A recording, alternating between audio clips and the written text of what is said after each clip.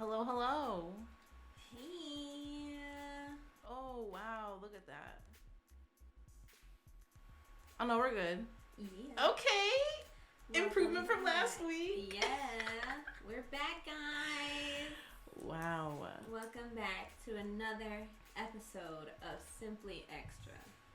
I am Dimes, but I'm also Tyler today. We'll get into that in a second. I am Grandma Wavy. I'm gonna pretend to be Grandma Wavy today continually. That's what this look really is. We're still Grandma. I'm feeling it. But Tyler, thank you for joining us today on such short notice. Oh, no worries. You know, that's what I'm here for.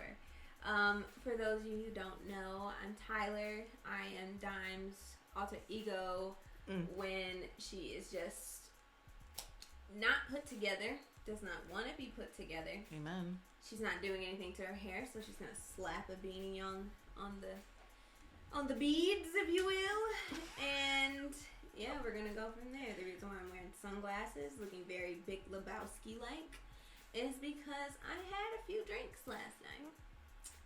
How many? Enough. I didn't have too much, however. The content of the alcohol in said drinks may have been a lot more than I expected, and I did not eat food. So, you know how that goes. So, Tyler's making an appearance, and I should take the glasses off, because now I'm just being dramatic, but I'm not too bad. There's Dimes. Hi! Those sparkly blues. No, I'm still Tyler, so. Oh, right. What's up? How are you, Wavy? Yeah, I am coming off of a nice weekend with the parents. Ooh. I feel like COVID has definitely taught me that I used to get by being kind of like passive in my relationships with my parents since I've moved into my relatives my relatives. But COVID's kind of pointed out, I'm like, you gotta put in a bit more effort. Like, you need to put a date in place. Like, I'm gonna come see you. Doesn't matter what the holiday is, whatever. Aww. So that was what that was. A little check-in. I brought my partner with me because, like, I need it. I need the balance. Like, there were some situations, unfortunately, where I had to, like, step away from hanging out with my parents, either for, like, work meetings or other hoopla. And it was... Spoiler. Or whatever. Live. This is live. There was a moment where I was away and my partner, I listened to him like talking with my parents for like 30 minutes about like probably the same things. You know how you can get talking to parents sometimes. It was very sweet. So I've had a very nice weekend. Chill. That's nice. Chill. Love to see it. I heard that you had a little bit of a bump on some ice. Yes. So it was a friend's B-day. A happy birthday, Shay. If you are watching this, hope you are. Love you lots. So we went ice skating yesterday down at Campus Marcis. And I am not the best ice skater, but I'm not the worst. So I was racing another pal that came with us, and I busted my kneecaps wide open. Don't know how I still have them, but they are very bruised right now. I thought I was saving said person. Like, we were racing and I heard a noise and I thought that their ice skate was gonna like crash into mine. It didn't happen. So in order to prevent hurting that person, I ended up hurting myself like the true dumbass I truly am. So yeah, my kneecaps are a little swollen right now. They're very bruised. Wavy seeing the aftermath. It's not fair. Yeah, different burgundies going down there, different colors, but I'm here to tell the tale. That's all that matters at the end of the day. But I survived. Like I survived. I remember first going ice skating, and we went to this like big complex where it's like the hardcore skaters and like their ponytails. Like it's definitely a place to stunt. And my brother had never been skating in his life, but was so elegant and graceful, like racing people, going around the ring. I had to get one of the walkers. And then I felt that was kind of degrading, so I was like, let me just, give myself a little push on the side and like holding the railing and like act like it's cool. It was like left, right, like hold it. It was so, yeah. There's nothing wrong with that. At least you were like a rebel and you went for it. Yeah, I'm not a terrible ice skater. I haven't been in years. And I could definitely skate. I used to inline skate when I was a kid, so it's not really too much of a difference. But details. Yeah, no, I just had some inline skates and I would just skate on the concrete. Don't know how. I'm not that graceful. I don't have that much. Because you're Detroit born. Oh, nothing but the concrete and the potholes. But yeah, I think that's why it was a little bit easier for me. But ain't nothing wrong with the scooter thing. We've all been there. And I definitely needed one last night because it could have saved my poor kneecaps. But we are strong. We're surviving. And I hope she feels better after leg day tomorrow. So let's pray for Dimes. Pray for Dimes and Tyler. We're one and the same today. Baz, thank you for that lovely little check-in right in the beginning. I love that you have your notifications turned on. Because thank you. That makes me feel like we matter more. Oh my God. So in case we missed you, much love. Baz is one of our favorite people, but I guess in the Twitch world we'll call them engagers. Yes, one of our favorite engagers. Our favorite. We love you. Yes. Another favorite person. I can't really say they're my favorite because we don't know each other personally yet. Mm-hmm. But can we go into the Black History Month? Yeah, roll right icon? into it. Pray for Dimes. Hashtag pray for Dimes. Thank you so much. So we've recently started doing a Black History Month icon. However, I think we may just continue doing this beyond February. We just started doing it because we started. Black history is all the time. Facts. And that's some period. It don't stop. And so today it's going to be about Albert Woodfox. We'll also mention another icon of Herman Wallace who's in the mix, but Albert Woodfox, look him up. Please. He is one of the Angola Three. So those were 3 African American men who were blamed for causing an insurrection at the infamous Louisiana State Penitentiary Angola prison. Oh. So Angola, an African country in Louisiana, a French founded space. So interesting that there's a prison even called Angola in the first place, right? Be shocked. Yeah. And yeah, it's a very infamous prison. There's many a musician has written about their stints in Angola prison. So yeah, Albert, both of them really. I mean, they went into that prison when they were young men, and they did not commit violent crimes, but because they've got a reputation inside of being like knowledge holders. Like they were not part of, let's say, the Black Panther Party before, but as they were in prison, they started meeting people that they could connect with, they could actually relate to. And part of that connection was reading Black text, reading communist literature. And what time frame was this? Because I feel like that's very important. Okay, so they were sent to prison in 1971. Okay. And I'm trying to read this as I go here. Mm-hmm. I don't think that Albert got out until early 2000s. But what I was trying to give some backstory here. So why they were organizing in the prison, there was a riot that was prisoner-led, and there was one prison guard who was murdered. Burned to death, actually. I thought he was actually thrown over a railing, but Wikipedia is saying that he was burned to death. So, a pretty graphic and death. There was many stab wounds that he received. And these 3 men, the Angola Three, were blamed for leading the insurrection and killing the prison guard. It's pretty hard to believe that only 3 people could have done all that.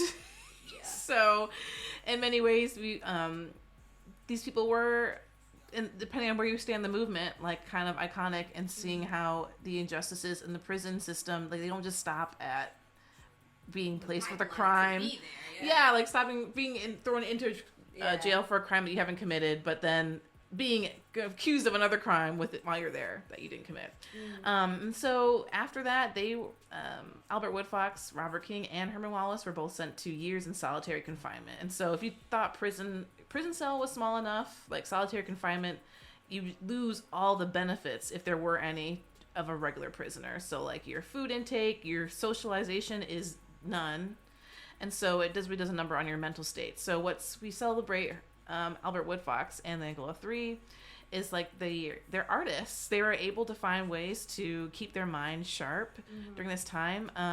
Albert Woodfox was put in solitary confinement for over 40 years. Jesus. Crazy. Jesus. And, if you look more into the Angola Three, the wife of the prison guard who was murdered, she has some really great reflections on this of just like, regardless if this man did it or not, like he doesn't deserve to be held captive in this, even though his wife has gone on record saying that she does not believe that these 3 men did this to her husband. And that's a powerful thing. Yeah, and like she was able to say like, solitary confinement for this amount of time after they've already showed remorse for the loss of this person, like they're not a murderous killer. They don't deserve to be treated that way. And so look up Albert Woodfox. He's had documentaries made about him. He's written a book. How I know of the story even of Albert Woodfox is through an artist named Jackie Summel. She runs a nonprofit called the Solitary Gardens.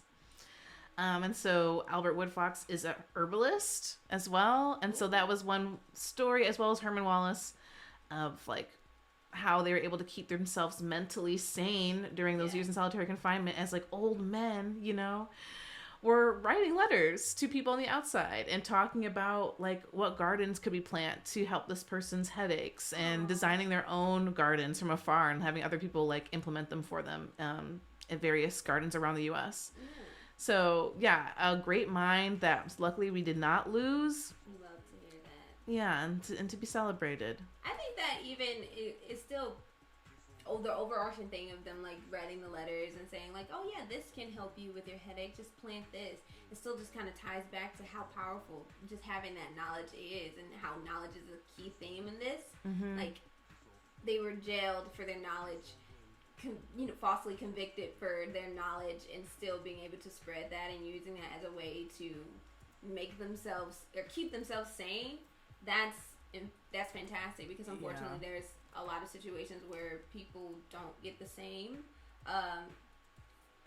or have the same outlook of being in solitary confinement. And I want to know more on his story. I forgot his name right now on the top of my head, but there was a man, I believe he was from New York, that was falsely convicted of stealing a book bag, and he was placed in Rikers, I believe, and he couldn't take it, and he ended up committing suicide. So I think next week I can look more into that. We can focus on that, but we do need to celebrate these moments and these stories, because you don't always get a positive outcome at the end of the day. I mean, that's the story of Herman Wallace, who was another member of the Angola 3, was eventually let out from prison because his kidneys were failing. So I think he got like 4 days of life on the other side and died. He's really beating the odds to have such a strong mind and body past that. Albert. We love a good icon. Yes. And great sense of humor, as you would expect. Right. Okay, so okay, and maybe to go in our theme, so today we want to talk about self-care. Oh God, yes. I think that can be like a rose. My rose is thorn this week. Oh yeah, we didn't even do that. We are just blowing through. No worries. Okay, good transition. My rose this week was I got to do nothing.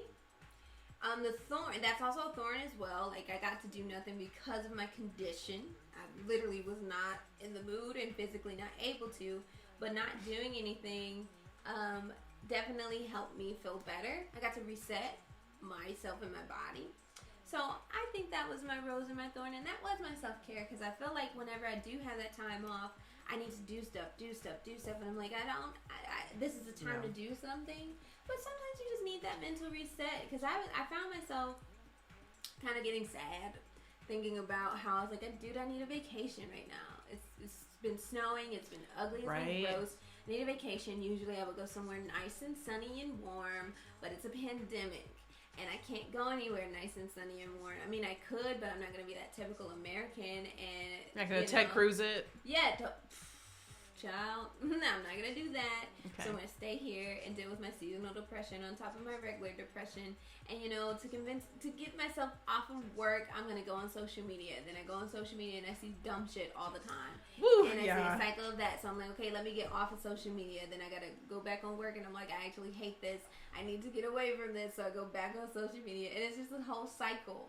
So giving myself the time to just be like, you know what? Let me just shut down for a second. Let me put the phone down if I want to lay down and take a nap and watch some old WWE to help me decompress and get my life back on track, then that's what I'm going to do.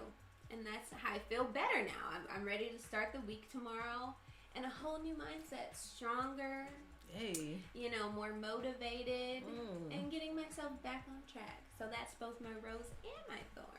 That's excellent. Thank you. Yeah, I like that. And okay, we have, Ted Cruz tried to hit the race. Thank you, Cash Blackman. We will maybe talk more about that later. Baz and Cash Blackman, what were your rose and thorns of this week? You guys and have any? yeah, I would love to hear that in the chat. What about you, Wavy? Yeah, what was my rose and thorn? Oh, I think my rose was I was in a lot of meetings this week. And something has happened since when I was like my go-getter self. I still am a go-getter. But there's definitely been a shift as I've gone to the adult world and job world where like I'm just afraid sometimes of my white overhead people. I'm just like, oh, they must think that I don't know what I'm talking about because most of the time I don't. But like most people I work with also don't know. We do a little research before the meeting and then we just try to do what we do. And so my rose is just like I kind of held it down. I was not afraid. Yeah, I got moved through the day without fear because sometimes I get lots of anxiety before I go into some big meetings. We love that though. Yeah. I'm proud of you. Thank you. Okay. It's not hard to do something. You know, it's not easy to do sometimes. You feel this unnecessary anxiety. But when you wake up and you're just like, you know what, fuck this. I got this. Yeah, I'm like, how many more times did I get prepared? Like, you're prepared. Just have the conversation. Just do it. Tell them what you need. Love that. Thank you. But yeah, I kept it pretty easy, low key this week. I would say thorn. Ooh, I went on a scale. I shouldn't have done that. No, but it was a good call to action because I've been definitely getting more focused on my fitness because during the beginning of COVID specifically, I had no energy. Like all I could do was just sit on the couch and like, which is very unlike me. So I'm cutting back to that part of myself. But like the scale was like, okay, level 2 of that. I was like, okay, you really ready to put in some work? Like, yes. It was like a wake-up call? I am. A motivational wake-up call? Yeah, motivational wake-up call. Love to see it. And so, it was a thorn because, like, I just hate scales. I could just get...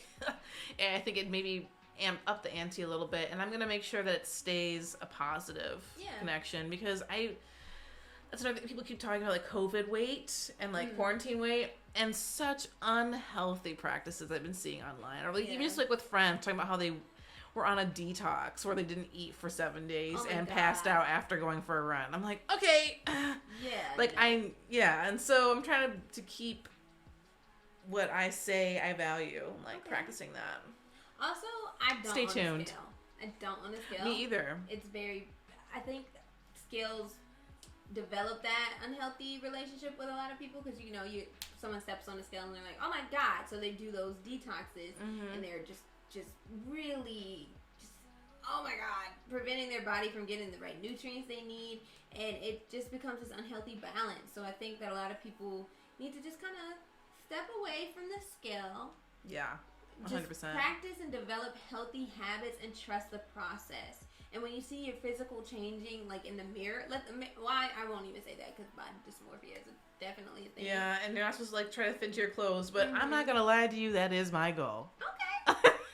And we all have different goals, so that's not necessarily a bad thing either. But I think people learning to develop healthy relationships with things like scales or portion control and things like that, like those aspects of a nice healthy balance can get you very far. So we're gonna touch on that later, you know. We're not gonna get too in depth on Tyler Diamond's, you know, health journey thing. But perhaps another episode we could do like a health one. By the way, I'm inviting myself to the gym with you next time. Okay. We're going to schedule an appointment. But yeah, you know a lot about the eating diet balance. We'd love to talk about it. I wanted to read Rose and Thorns in the chat. Yes. We got Sio Becaps, also known as Baz, our number 1 follower. Rose that they got to play 2 D&D games this week. Ooh. Thorn is that they have so many essays to do before tomorrow. Yeah. He's like, how are you guys? Yeah, that's a lot. Student life. just go with your impulse. If it's a draft, don't worry about making it perfect. Yeah. I imagine if it's final essay crunch time, get it out and maybe have a friend look it over for you. We're all about reviews. We're both really good writers, so you got two people who can help you out with that. Just saying. Yeah, some friends do normalize bad eating. We gotta unlearn it. That's why it's good to talk about these things. Like, actually, that's not great. How has that really helped you in your life? Yeah, we can do a whole segment on that because I have a lot of thoughts on that. People are like, okay, this is my cheat meal, my cheat day. And I was like, okay, well, most of your days are cheat days. So what are you doing to separate yourself from that? Because the point of cheating means you're doing something and stepping outside of that for a little bit. But we're going to talk about that later. Okay, another day. I love that. Got you. We got a rose and thorn from Cash. Ooh. Thorn, dealing with the white covert racism at my employer. Ain't it a bitch? Love that. Rose, getting out of town for a short stint. Amen. I love that. And also added that we need access to BMI measurements. Yes. Yeah, like where can I do that where I'm going to give like my entire social security information on the app and just like quickly get to know? Because I think I would like to know the information. Yeah. I'm sure we can find some like free websites or something like a WebMD. Probably. Maybe. We'll get all that together for you next week. How about that? That'll be my task. How about that? That'll be my task. Yeah, we could take it and then respond on how accurate we feel about it. Yeah. Okay, I like that. Love the Rose and Thorns. Ooh, yes. Rose. Finish a book I've been avoiding. Ooh. Wow. We love that. I need to read more. I have like 3 books that are just like sitting there like, you gonna read this? You gonna finish this? I have a bookshelf. How about tonight? I'm like, no. Shut up. How about no? I don't want to. I'm gonna watch Violence on Netflix for 3 hours. Thank you. And then just like in general, I've just been having a hard time sitting down and getting my ADHD to be like, read a book, for God's sake. But I'm like, but it's easier to scroll through Twitter and look at people's pictures on Instagram. So how about you not? Actually, I have 2 book recs I'll run by you that I got recently that I'm like, okay, this looks like a book I could fall into and like stay there. Okay. Thorn for Leaz, dealing with chronic headaches. Ooh, I'm so sorry. Someone hasn't dealt with that, but I've seen it just take people out. Like, I know no work today. I think I know who you are, Leaz.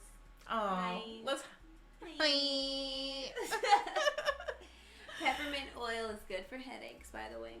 Take a little sniffy sniff, dab it on that wrist. Did I say wrist? I mean wrist. Look at the wrist. Dab it on the wrist. Shelf of books waiting for you. Yeah.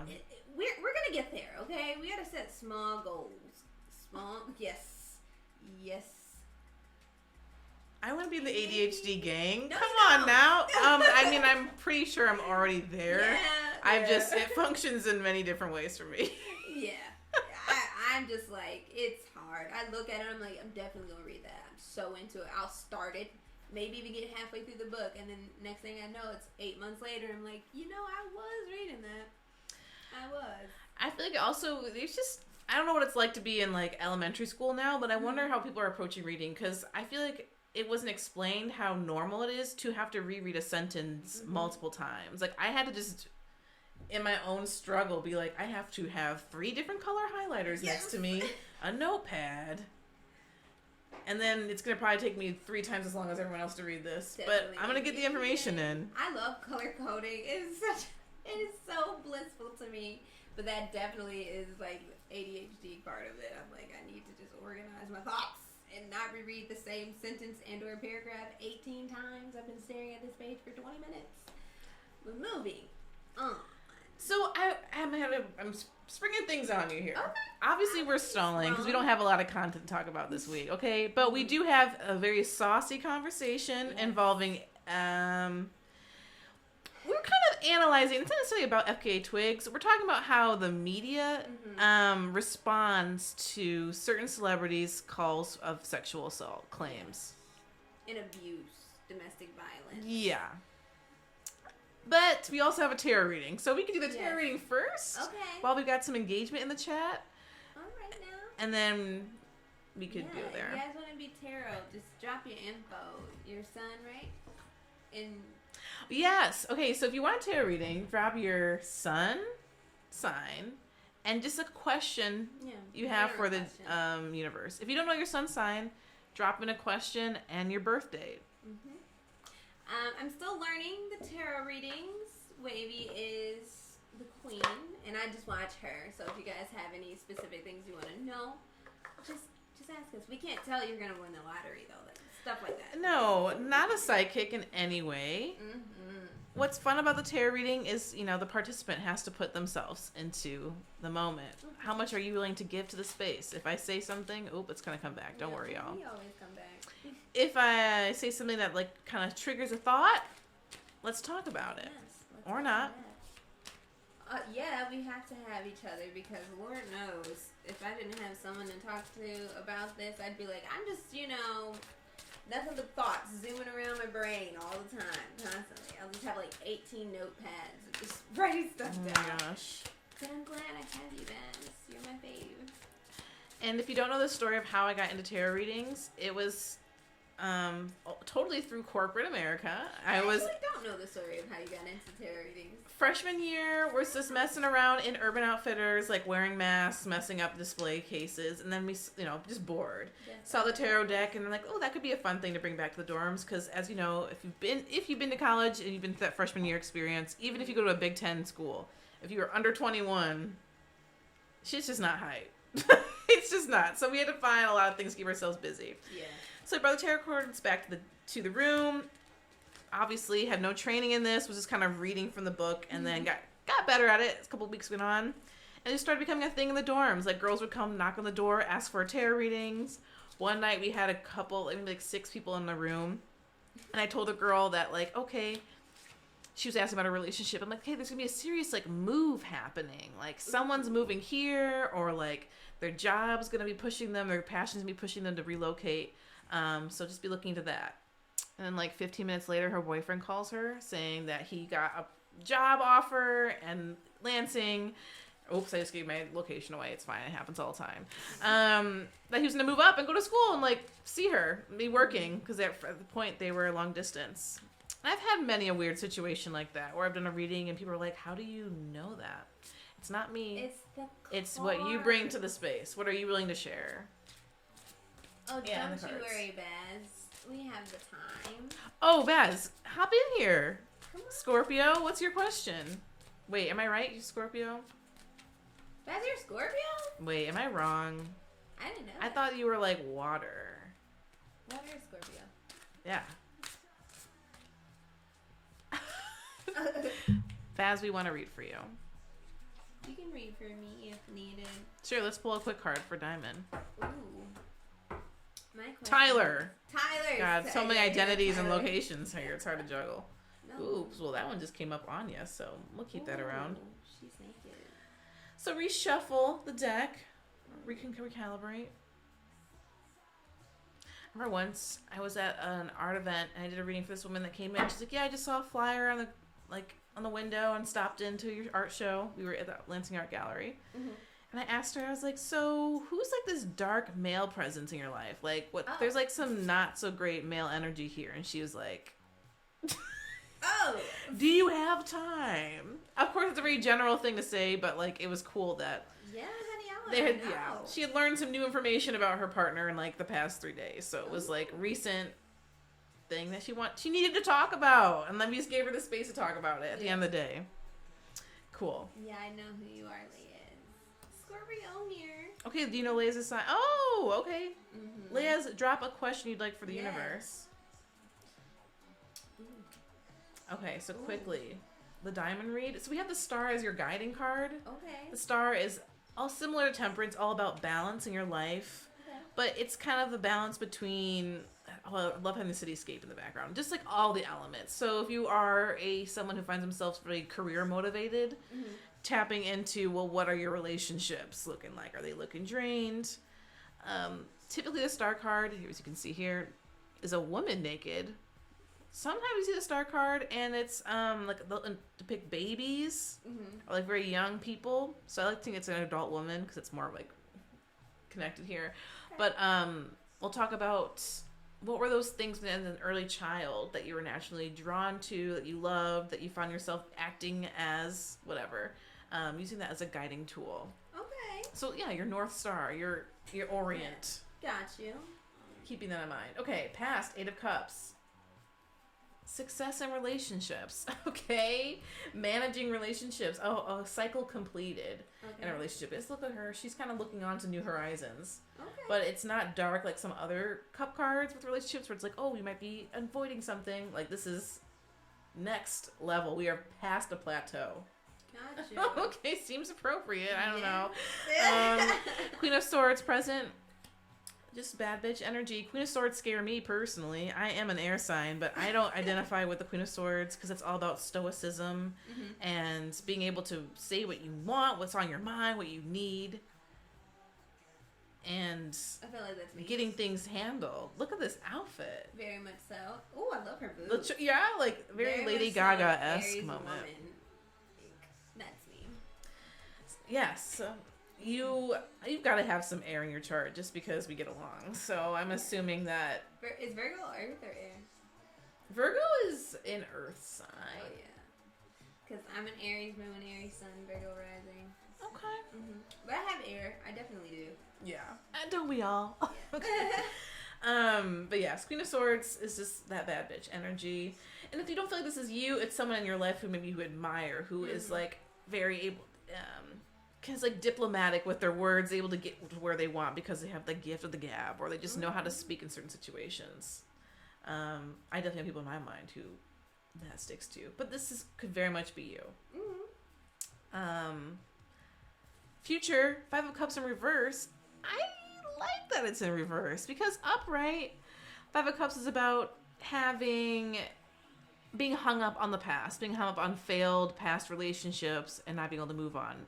Or just like, yeah, I'll just leave it at that. The trauma that comes with those situations. But it's in reverse, which makes me think that you are, it's got to be a positive message, is all I can say. When it's in reverse, I feel like you're not hung up on the past. Perhaps you're thinking retroactively and you're thinking about your next steps, as this card suggests, in your recent past, present. You're being vocal. You're not feeling constrained.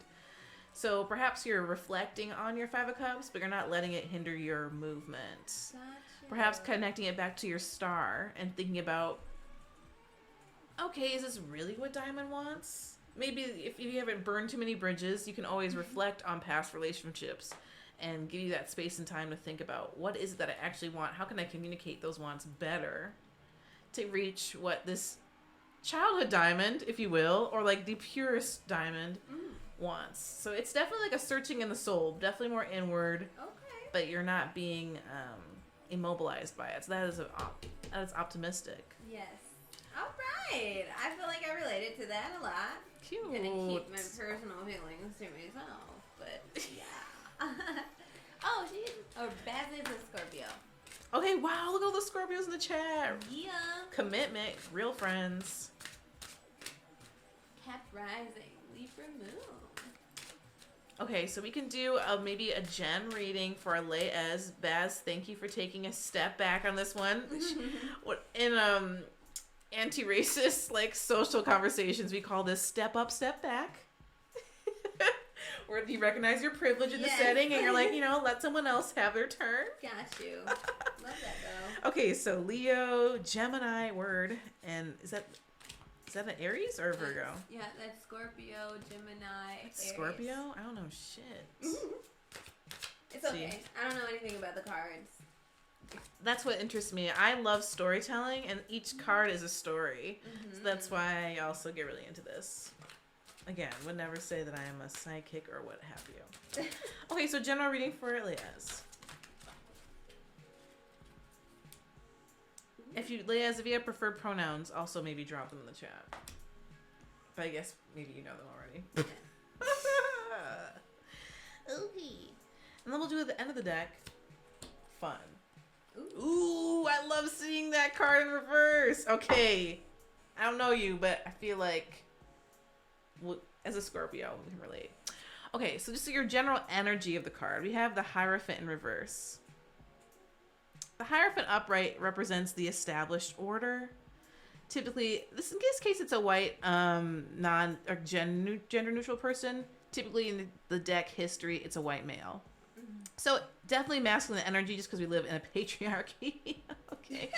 Like while it's cool that they're trying to play on to that freedom, that's not where we live today. We live in very much a European patriarchal society. You have it in reverse. So potentially in your life recently, or just, and maybe this is more of like a grounding principle of you, is that you're kind of you're a rebel. You might find yourself being, okay, people tell me things and like I'll take people's advice, like I'll listen to it, but I'm probably going to actually act in the opposite. Just because you told me you have the expectation for me, I'll do the opposite. Very much so, Aries. So that's just an energy that maybe you carry.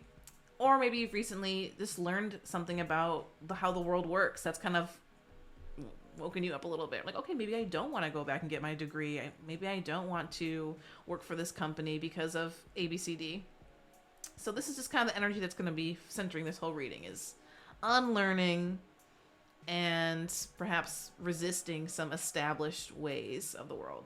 It could all be as simple as just tradition in your views on marriage. It doesn't have to necessarily be this big corporate entity, but whatever. I like to take it there. Definitely applying what you need to these situations. Yeah, supply what you need. My own thing. Happens. I can relate. Past 5 of Swords. So recently you came up on something. There was an argument or, typically more of like a verbal ideas-based disagreement with somebody, and you came out on top. Maybe this was done in a secret, like a little sneaky way. You came up on somebody or you had some information on someone that led to the ending of this argument. Or you just kind of have this feeling of, how did I get away with this information? Like, how did I get away with this situation? So like that. There's definitely a social crisis. 2 people lost, you won. And the means of how that was done may have been questionable, but looks like you came out on top. So whatever that is. You still won. Yeah, questionable. I don't really mean that in any targeted way. It's just, that's kind of how this card points to. Okay. Present. We have the 8 of Wands in reverse. All this card, I'll just say, this means is to shoot your shot. There may be a lot of opportunities that are being presented to you that you are somehow saying that they don't apply to you, but they definitely do. So just, there are opportunities that are coming your way that you might be deflecting, and to just have some consciousness when that's happening. Be like, no, this is mine. I deserve this. Claim it. So that's what we have. 8 of Swords in reverse might be preventing a final cycle of something happening relating to your passions. And, there's a lot of factors that cause those things to be held up. As someone who seems to have 18 different projects going on at once and they never seem to close, I understand this. But try to find the opportunity and times that are being allowed to you that you could be working on them. Future, I love this card, 6 of Pentacles. So maybe this is who you want to see yourself be in the future. This is the goal. The 6 of Pentacles has their bag, and they just want their friends to come up with them. All they want to see is bring their team up and us all being successful. So this could just be, if you are in pursuit of a job or a career right now, finding a job that connects you with a lot of your resources, or where you are being a resource for somebody else, helping other people kind of elevate, lift themselves. So maybe that's social work, or it could just be the mission of the company that you really like, to step with that foot. This is definitely more of like an advocate, giver energy. So if that's a career conversation, if we're talking about just general passions in life and you're feeling kind of lost and not knowing what project you want to put your energy into, maybe the philanthropic one is what's going to be the most fulfilling for yourself. As a lot of people believe. I don't know.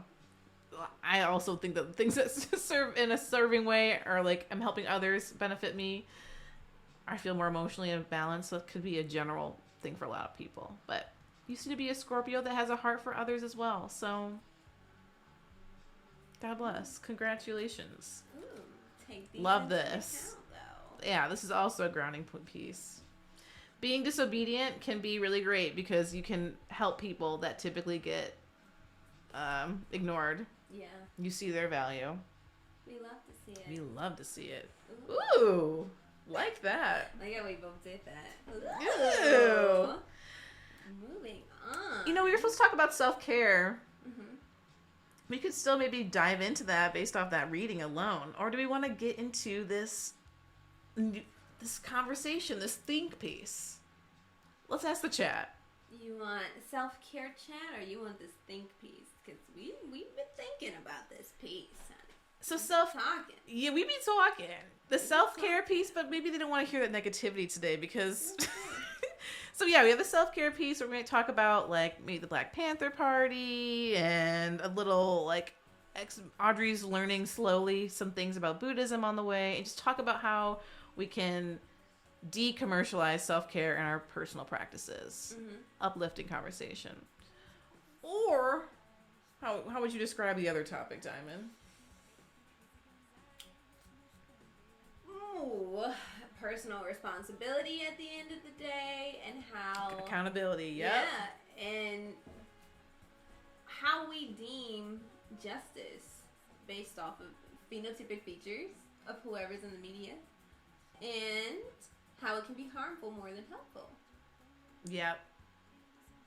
So yeah, I'd love to hear the chat. Self-care or accountability conversation. What are you here for today? Which honestly could be both. Yeah, they really. That's why they go into the same world. That's why I'm so like low patience for FKA Twigs a little bit, because she seems to position herself into that world of like activism, love, peace. Like, you don't know the first.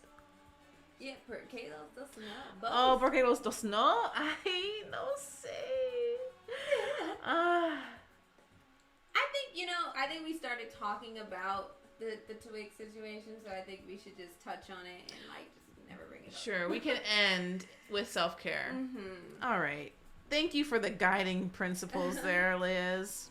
So where should we go first? The most recent? Yeah.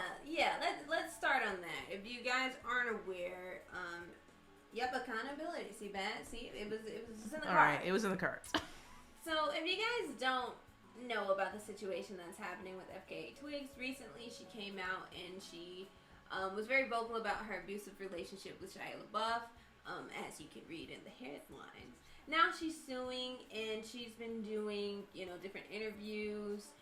She recently did a Good Morning America interview, and then now she, we're looking at this op-ed piece from the New York Times. Yeah, when was this done? It has to be December January 11th, 22nd. updated on January 22nd. Okay.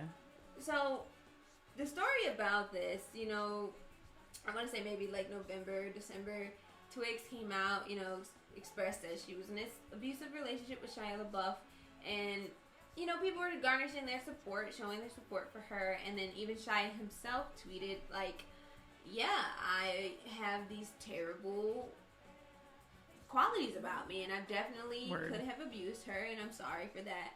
I hadn't heard much on him after that, after him touching on that, but since then, Twigs has been in the media and very vocal about what's going on. But we have feelings about the way it's being done. Yeah, so... Well, it's always interesting too, because Shia LaBeouf, it's the same thing with his Marilyn Manson character, where it's like, yo, we all know he's trash. Like, there's no, or like not trash, but like has interesting connection with power and control. Yeah. If you guys haven't seen Shia LaBeouf's movie, that kind of brought him back out of like a dark hole where like we never were talking about this kid, because like he's pretty much irrelevant. All celebrities are irrelevant. Hashtag 2021. But Nymphomaniac 1 and 2, I think he was part of, but 1 is where we actually saw him the most, where he is a male. What do you call this? A male dom? I don't know. Yeah, he's basically performing lashings, like whatever, these very systemic like pleasures, pain routines for housewives living in New York City. Like, that's his role. And he's also we've seen him many a time in the headlines as being an alcoholic. So like we knew this guy is no good. Yeah, same thing with Marilyn Manson too. Right. His whole persona is just based off of that. Yeah, and the fact that people come out being like, yeah, we've known this, it's like, then why aren't you doing nothing about it? Anyway, so where I'm having, long story short, or I'm having an issue with this FKA Twigs thing is that I just don't feel like it's adding to the Me Too movement. I keep seeing the Me Too movement being referenced in here. And I hate, as someone who went to Michigan State University, you know, you do your own research on that one.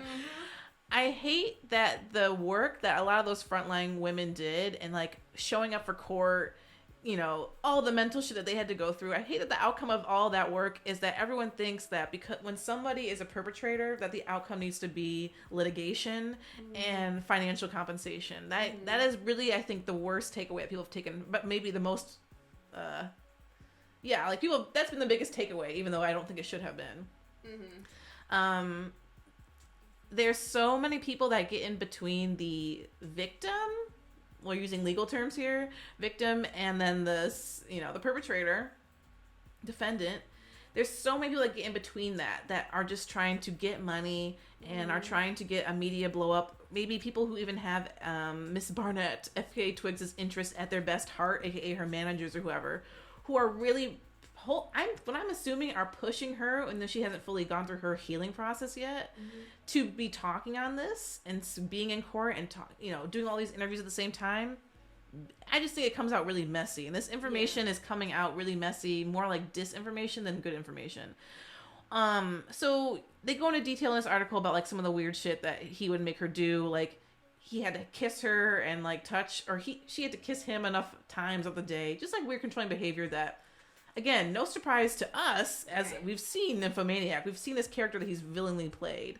I honestly think it speaks more to like their sexual nature. Like she was a submissive person in this relationship from the go. Yeah, that's what he liked about her. Right there in that article, I'm not in any position to tell anyone how my behavior made them feel. He said in the email to the New York Times, I have no excuses for my alcohol. He'd been telling on himself for years. Yeah. You know, I've been abusive to myself and everyone around me for years.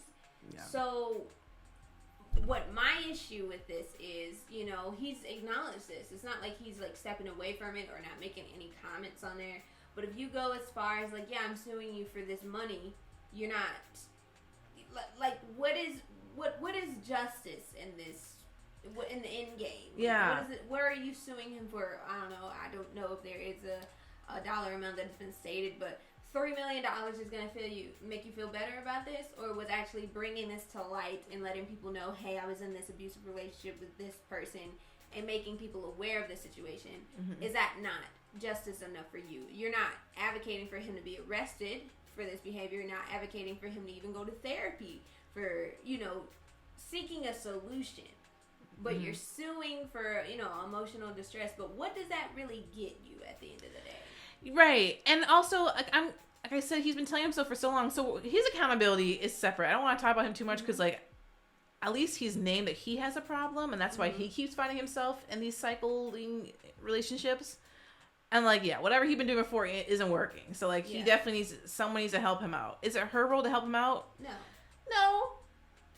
But or I just feel like this conversation is missing, and we just keep going to the same loop of like, he's bad, she's a poor girl, oh, she needs help. We're so beyond that. Like the industry, the researchers who study gender-based violence, we are past the point that we have to prove to media to give a fuck about women when they're abused. Yeah. We're at the point now where scientists have proven that women they stay in abusive relationships longer than maybe you would think.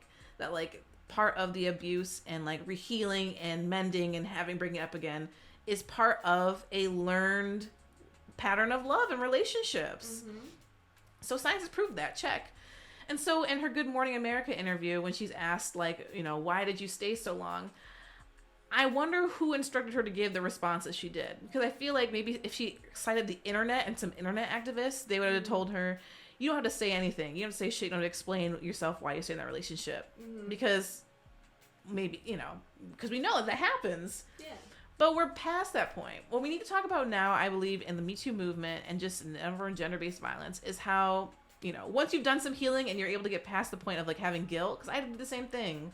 My first conversations when I was sexually assaulted was like, it wasn't your fault. Okay, 4 or 5 years after that, I'm able to reflect and think about, okay, what did you do? What do you continue to do, actually? Because we haven't got to that part in therapy, that you keep getting in these situations. And how do you direct yourself to not? You know, how do you use your past, like even reverting back to the tarot cards, how do you use your past and what you've learned in the past to not put yourself in a position like that? How to acknowledge the signs, how to acknowledge the red flags, how to acknowledge how to move on and out of situations like that. And I think that's what bothered me about her not giving that responsibility in America. When that was really ill-informed. Like, whoever made her say that was... That was her response. For those of you who don't know, she said she's not going to answer that question, and she's not going to answer it anymore. Women or people who are victims in this scenario shouldn't have to answer the question. You should be asking the abuser why they're an abuser. Yes. He tells you why he's an abuser. Yeah, like, he's been telling people why. I agree that it's terrible to victim blame, and it's terrible to be like, well, why did you stay that long if this happened for so long?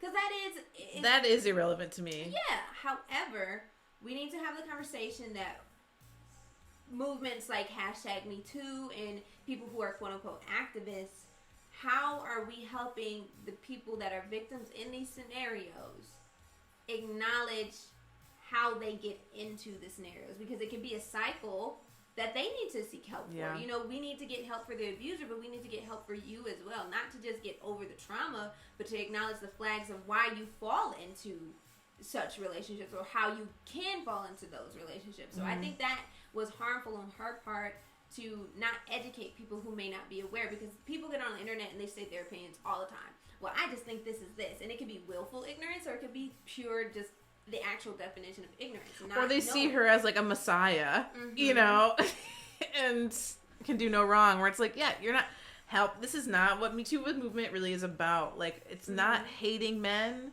Feminism isn't about hating men. It's seeing as gender as equals.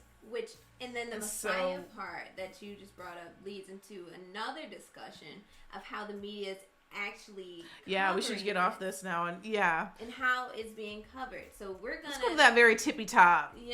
So this is from the New York Times.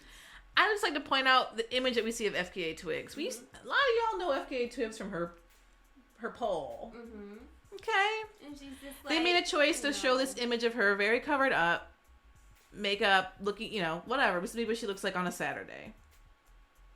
Diamond, would you mind bringing us back a couple of months ago when there was another black woman who was assaulted? Yes. So Miss Megan Thee Stallion. Okay. She's gonna play a YouTube video? Or sorry, I keep talking. She was in a situation where she was shot by rapper Tory Lanez in the foot, and she wasn't really vocal about what happened. A lot of people, when she went to the hospital, kind of just speculations as to what happened, but eventually it came out that she was shot by Tory Lanez. Now, the coverage on Twigs versus the coverage on Megan is vastly different, and we need to acknowledge this. This video that we are showing now is Megan's response to, people saying that, she deserved it, or the music that she makes, she should have been smarter than that, stronger than that, etc. This is the New York Times. It says, Megan Thee Stallion, why I speak up for black women. Now note, NYT opinion. So this is coming from Megan Thee Stallion herself doing the work. As you can see, we just read an article on Twigs that she didn't write. That was news. That was the news section of the New York Times. Yeah. So why is the coverage for Megan, her being the one that's being vocal about it? And then we get this video, like, you see her ass out, you see her her typical persona. She's in her persona. Yeah, and the music that she makes. But why wasn't the coverage the same for Twigs? Yeah, Twigs, we get her real name. Yeah, We're not Miss Barnett, the whole fucking article. Why does she get to step out of her role as a sex symbol where now we can care about her because she's not a sex symbol? We're going to remove that from her situation and really talk about who Miss Barnett is. Yeah. But Megan did not get the same graces. She did not get the same opportunities to be able to do so. Why is this the coverage that she's getting, and why is this the coverage that she had to put out herself versus someone reaching out to her from the New York Times and being like, I want to talk about this. How do you feel? We need to, respect black women. I want to hear your story. And I'll tell you one reason why.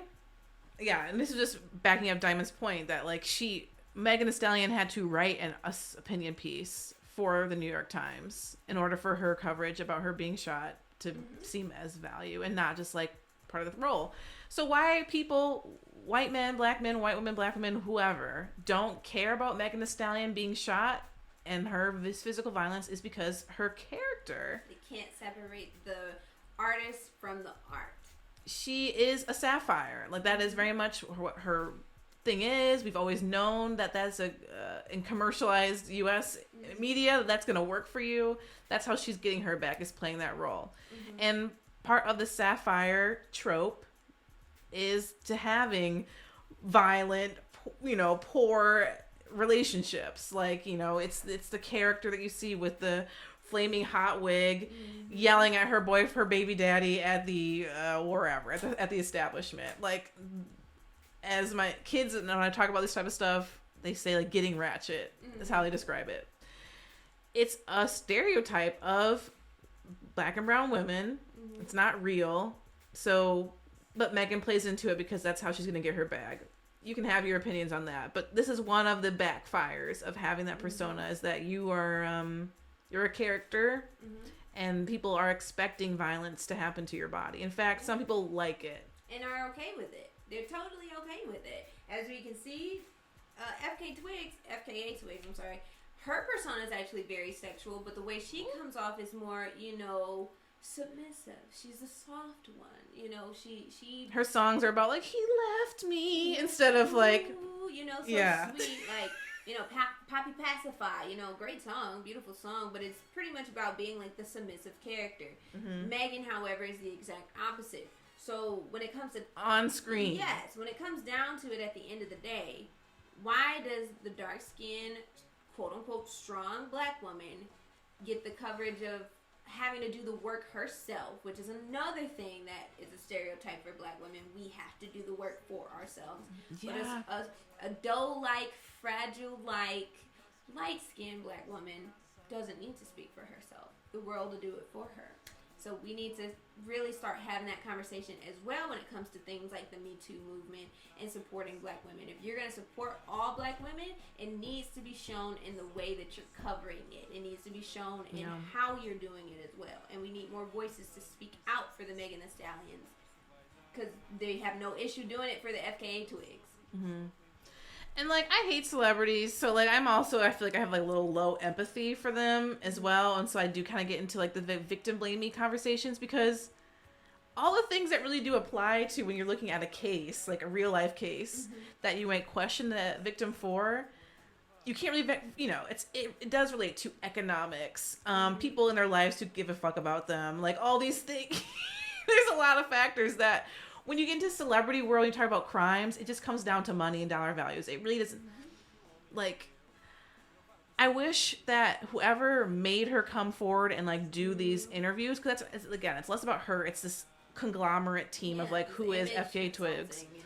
I wish they had just done a little bit more research and be able to, like, cite some researchers. Be like, yeah, okay, this was coercive control. Like, she's got money. Maybe he was telling her more, you gotta come a bit more forthcoming when you go on these big, just like the girls did in the Nasser case. Like, they laid it all out there for these news outlets. They weren't like, oh, I'm gonna choose not to talk about that. Yeah. They laid it all out for you so that you can know their story. Of course, that was damaging to them, but as a celebrity, some of them maybe, I don't know. As a celebrity, I just feel like either you come forward, you're gonna be naturally made a face of a movement. So you've gotta come with some education. Has she just gone in a little research, or whoever represented her, about like coercive control, or just like, talking about bondage or like BDSM and where it can go too far, like some sort of educational piece of like, hey, I'm a normal person, I made a mistake. This guy is obviously making a lot of mistakes in his life, like, learn from me. Yeah. There's nothing to be learned, I feel, in this message other than get your bag, girl. And I think that's the more harmful thing about it. I feel like with Megan, she was more so like, for a while I was going to protect this guy. As a black woman, I felt like it was my duty to protect another black man, even though he did something bad to me. But now that I'm seeing and I'm learning it, I'm advocating for you not to do what I did, because look where it got me. I don't feel like we got that message from Twigs. I don't feel like, her even just being so nonchalant about being like, well, I'm not going to answer that. That made me so mad. It took away a very pivotal point that could have been a very educational part for anybody who even looks up to her or is a fan of her that could be going through the same thing. Like, okay, maybe if she's going to share how she got into this, maybe I could be listening and paying attention to it. But she didn't give us that, and it's unfortunately. And again, we're not victim blaming at all, but at the end of the day, we need to talk about accountability and how we can get ourselves into sticky situations, but being brave enough to actually say, I fucked up. I'm learning from this experience. I did not deserve to go through this experience, but I did kind of put myself in a situation.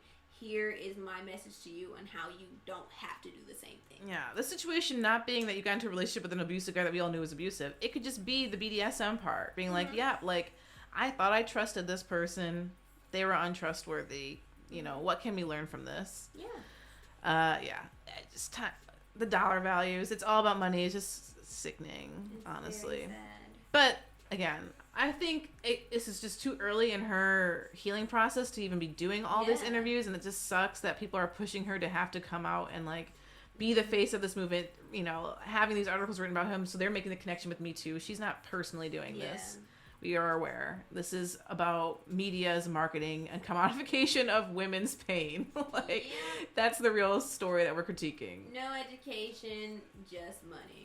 Just values of the money. How can we extort this enough to milk it? Yeah. Until no one cares enough to actually pay attention. Yeah. Because, I guess we keep talking about this, but think about Rihanna and the Chris Brown situation. Like, I in no way want to make Rihanna the poster child of anything, but I feel like at some point it kind of registered in her mind, like, everyone needs to know this person's an abuser, so check. 2, this is still somebody that I care about for some reason. We don't have to know why, other than science shows us why. Someone's mic is really hot. Is that mine? Sorry, y'all. Mm-hmm. And I don't know. I feel like her goal was not to ruin his career, mainly. Like, if there didn't have to be a litigation process. She saw that she had more to offer. Her self-value. She checked in with herself. Healed and moved on.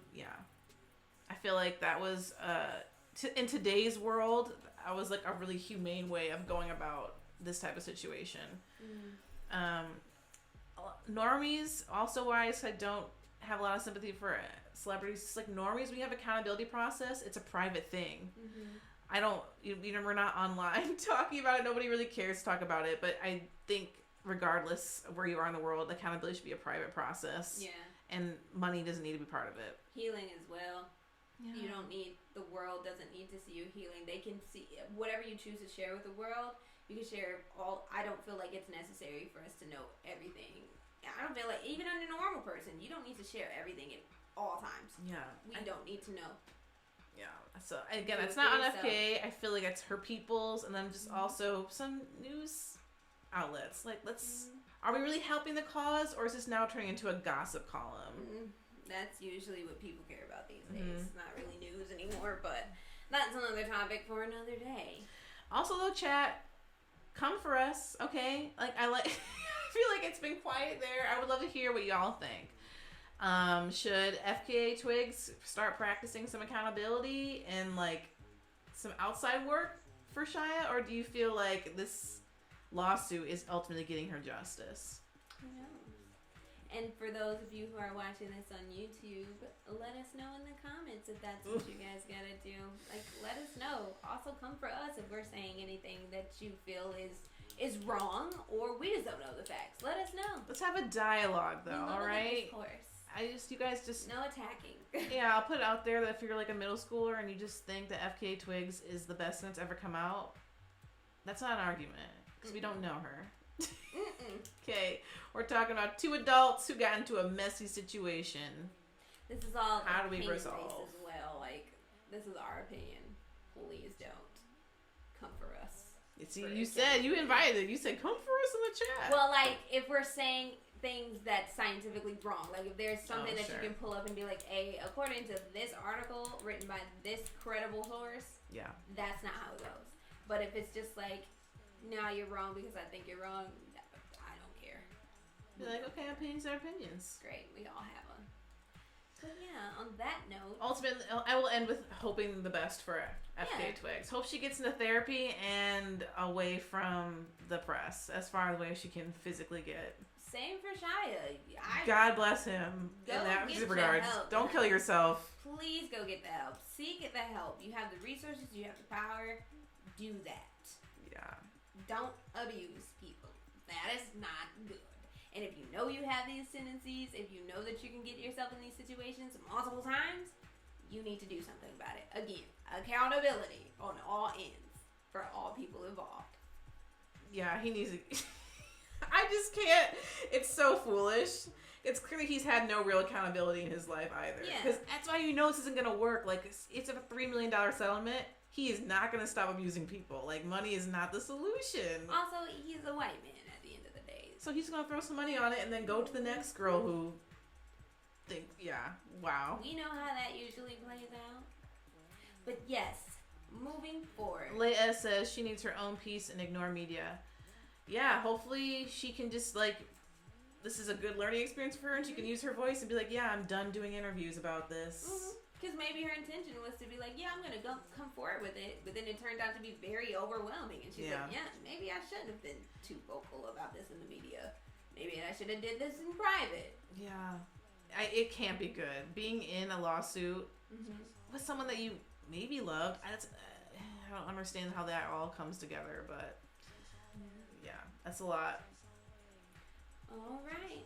Well, we touched on a lot of topics this week. Self-care. Maybe we should transition into talking about. I mean, I put my own dirt out on the internet like that, but we can talk about self-care a little bit because I know for me as a victim of sexual assault, that was kind of a big part of my healing and not wanting to murder people who had done me wrong and just find my personal peace. So what did you feel was a pivotal part of your self-care for your healing? So, unfortunately, after something like that happens, because here's my thing about FK Twigs, if I were to make her a real person. She's been a victim of sexual assault way before this happened. Because it's a mindset that kind of sets in. So yeah, many bad decisions after that, because you're trying to reclaim your body and reclaim your space. I think I went through one more relationship where they did not abuse me in any way. It was just I kept finding myself in a situation of why don't you want to be with me? Why can't I get this thing that I have in my mind of what a relationship is supposed to look like? Why can't I get that? And so I just went, yeah, that was my last one. Even when they came back and okay, I'm sorry I treated you wrong. They saw my value for 4 seconds. I still said no. Because it still wasn't right. Celibacy. Dating yourself for 1 year. It doesn't have to necessarily look like celibacy, but dating yourself for me had to look like that. I think other ways it could look like it's just constant journaling and reflection after your dates and setting some time limits on yourself. Ooh, this person reminds me of this person. Let's write about that. Let's get a little bit personal about why that is and why that's even if that's a good thing or a bad thing. So basically having little very serious check-ins with yourself after dates, relationships, checking in my body. I remember, I had a lot of physical reactions to people that I had to check in with after the fact. Okay. When you're dating yourself, you don't have a problem on the first date with somebody telling them exactly why you're in this relationship. Why you even considered seeing them. Tell them what and that can open a great conversation. That's opened a lot of doors and conversations for me with people. I've been oh, I'm here because I ultimately see myself getting married one day. It seems crazy, and it's something that people do that maybe you're oh my God, I'm not trying to get married before I'm 30. Neither am I. But those were the kind of conversations I kind of started with off jump because it was really an act for myself, being Audrey's vocalizing her needs day one. And so how are you going to respond to that? Usually good conversations. It never resulted in somebody being oh, she's crazy. It was just oh, I know where she stands on this. And instead of having like a superficial conversation on the first date or first hang, it was we're getting into the real stuff that matters, and we're hearing about, oh, they came from an abusive household. They can, these are the conversations that come up right away. So that's, dating yourself looks like in many different things, but just like having that concept circulating in your mind. Yeah. Bass says, oh, I've been dating myself for a while now. Honestly, it does help after, yeah. Therapy, if you can't afford it. I was taking free therapy while I was in school. And even then, I could not really rationalize why I was there. I would always feel like I'm too busy, because another of my coping mechanisms was working my ass off. Like Friday nights, being up at the radio station, like doing work instead of like hang out with friends. I don't know, whatever it was, but I feel like because I had such a low value of myself a little bit, just because, not because that's what led me there, but I just was still mad at myself for even allowing that to happen. I was going to rewrite this narrative like, oh, I'm a hard worker, like, I don't know. That was for me. And to tackle anything, that kind of mindset, Yeah. Just getting yourself immersed in doing something other than having to think about it, to be honest. It saved me. Working at the radio station saved me 100%, because in that space, I was in control. People were asking me for opinions, so it was really helpful. But I lost myself in the work a little bit. Yeah. But yeah, a project is key for self-care, especially if your project is for someone else. Yeah. So less about, I want to have this magazine, am I going to start my business? Like, what if you start a project where you were working with other sexual assault survivors, which is what I did for a summer. That really puts shit in perspective for you. Working with teenagers who never, very different situations than I found myself in as like an adult, hearing their stories.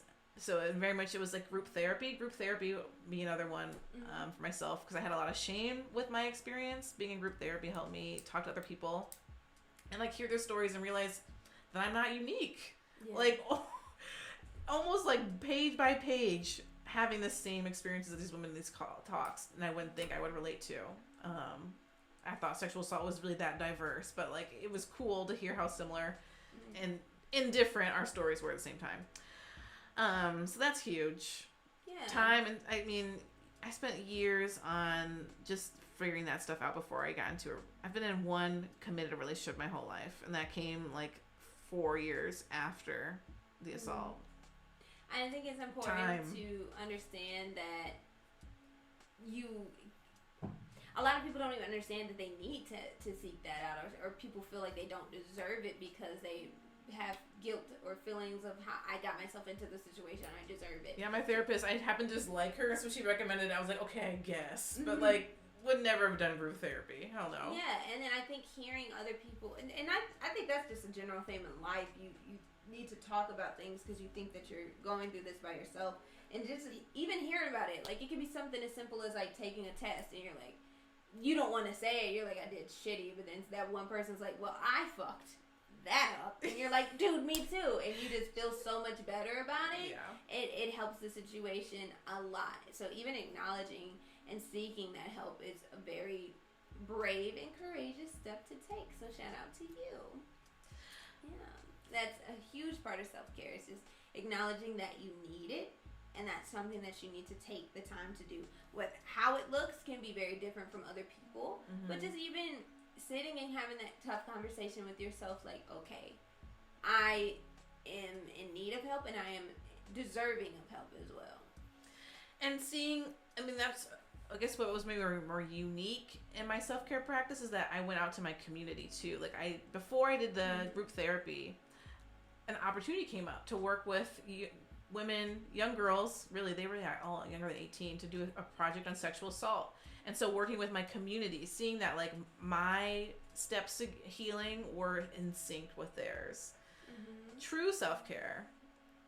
Americans don't know or like the internet culture, which is not a real culture, by the way, but internet culture teaches us that self-care is about solely the individual and self-reflection, where Buddhism, the Black Panther Party, wherever you want to find your like 10 commandments of truth and how to live a life, teaches you that community is integral to self-care. You can't, you're not ready to even be part of this greater community until you work on yourself, and vice versa. The community needs you at your best self. Yeah. Because your futures are linked. it's that going back to like the phrase like you can't pour from an empty cup. Like how are you trying to contribute to something when you really don't have enough? You can't even contribute to yourself. You know what I mean? And I think that's something that a lot of people, especially in America, we're so used to being individualistic and like so strong and hardworking all the time that we don't even take the time to be like, yo, I need to step back for a second, separate myself from all of this, and just kind of work on me. And until that's done, I can't be that catalyst for people. I can't be that source, because a lot of times people have, you know, they're headstrong when you're the strong, so a lot of people rely on you, and you feel like you don't have to, you can't step away. You have people relying on you. You can't take that time to work on you. But I think that's very pivotal for people to realize, like, you cannot give to other people, you cannot contribute to other people until you've worked on yourself. And it's only best for you, you know what I mean? It's not fair to always constantly be that for other people. You have to be that for yourself. Yeah.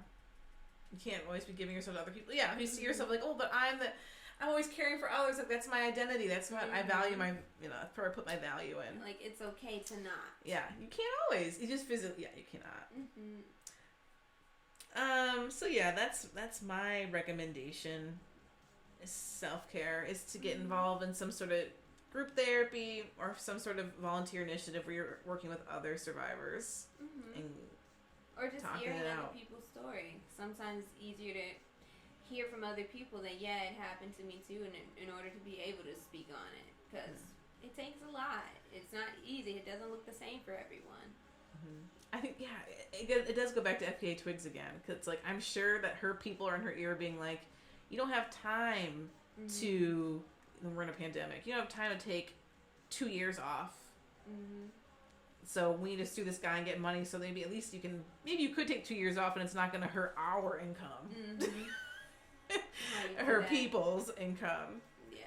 Because that's what she really needs. They don't need this lawsuit. She needs to go heal. Healing is the ultimate outcome, but it just sucks when you're a celebrity because sometimes you're not offered the same courtesies, privileges. maybe. Yeah, courtesies as a normal person living life, you know. Yeah. Sometimes you don't even want this stuff to be a thing, and it happens anyway. What are you going to do about it? How do you maneuver throughout the situation? Hopefully firing people. That would be a good start. Yeah. Taking some good... Getting a better circle. Yup. Yup. I think we talked about that a couple of times in the stream. Like, celebrities, like, at the end of the day, like, maybe they don't have the support systems that we think they would. Yeah, and don't even realize if the people on their team are actually for them or for themselves. Yeah, it's so sad. What other self-care practices have you been reflecting on? Or just self-care in general?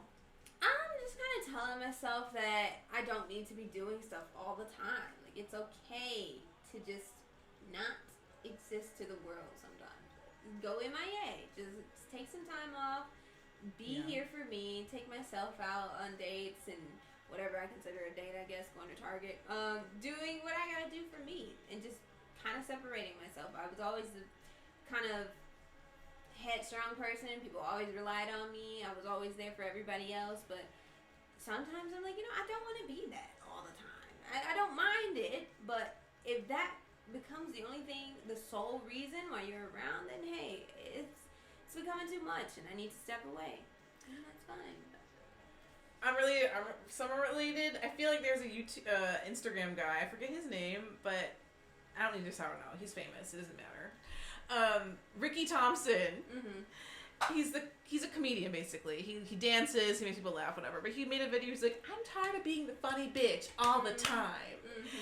He's making a joke, but, like, I feel like there was some real desperation there. I'm just like, yeah, like, if that's really your only thing you see me as, just a friend that's, like, on a whim can make you laugh or can be there to give you a ride, whatever, there's a problem. Yeah. Because everyone deserves to have their identity. Yeah. Be whatever it wants. If you want to be this dumb friend who gets drunk and needs to have somebody take care of them to get home for once, just let people know ahead of time. But you can go do that. Feeling that guilt as well. Like, you don't have to feel like you're there for people all the time, because being there for yourself yourself is the most important at the end of the day. You're all you got.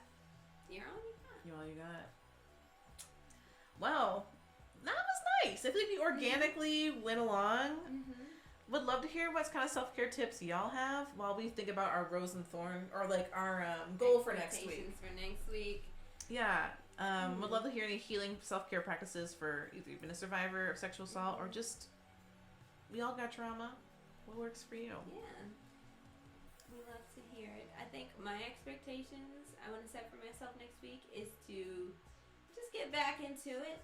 Not feel forced to having to, because I've been getting some personal projects done, so congrats to me on that. Guitaring? Yeah. I didn't do that this week. Okay.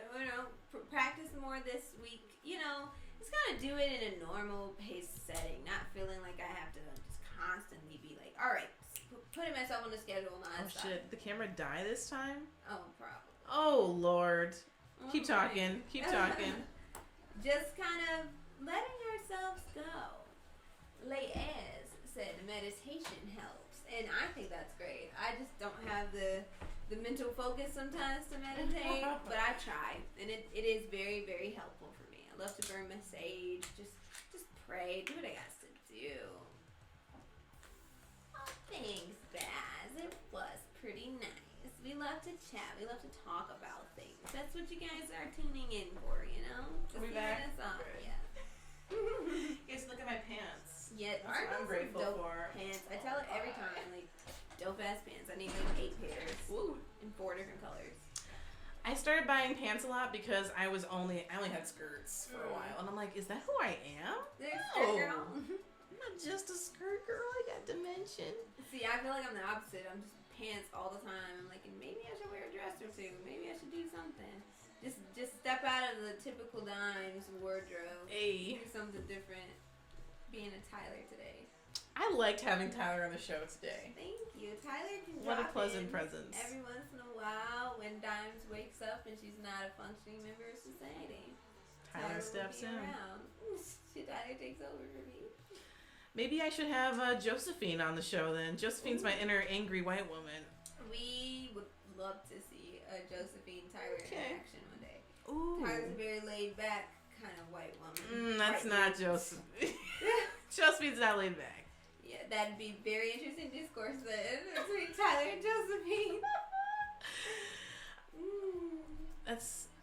I'm glad that you're gonna take it easy next week and like not make yourself feel bad about it. Yeah, definitely staying on my goals, but just being like, hey, dude, please relax a little bit, chill out. I need to build some sort of, as we talked about accountability today, I'm going to take on an accountability step for myself, which is always work, fortunately. But I've been doing a project for a friend, so it's like less worky, more personal. And I realized I'm running their social media that I've been posting on my social medias and haven't been posting on theirs. So I'm like, okay, whoa.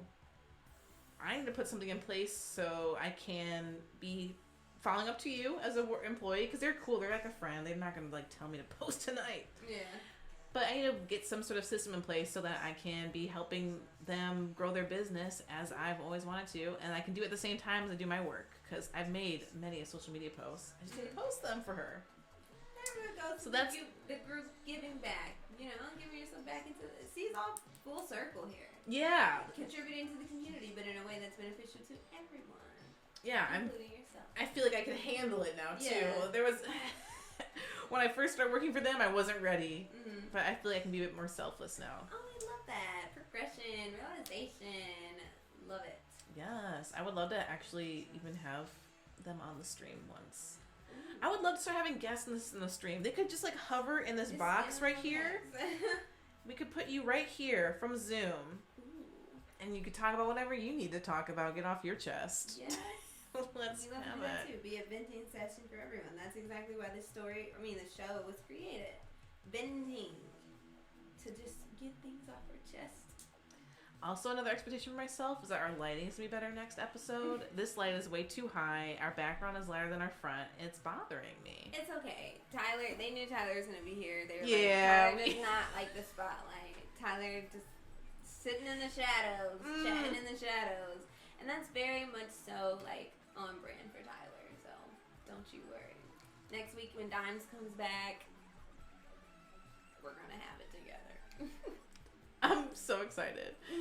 Thank you all for tuning in. It was so nice to do the readings and meet you, Leaz, Baz, our number one star, Cash Blackman. Shout outs to you, our sound engineer and number one fan. We love you guys. We love you all. We love all of our fans. And for those of you who will be watching from YouTube, shout out to you as well. We understand life comes up. You can't always be live, but that's what technology is for you to rock with us, not live, and on your terms and on your time. Because we're all about that too.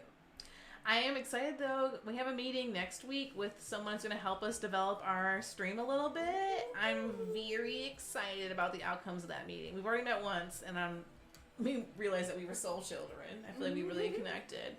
So I'm excited to see where this stream will go in the future as we connect more with our greater Detroit community. We love that. We're all about community here on build, connect, build, connect, build, connect. Well, love you. Bye.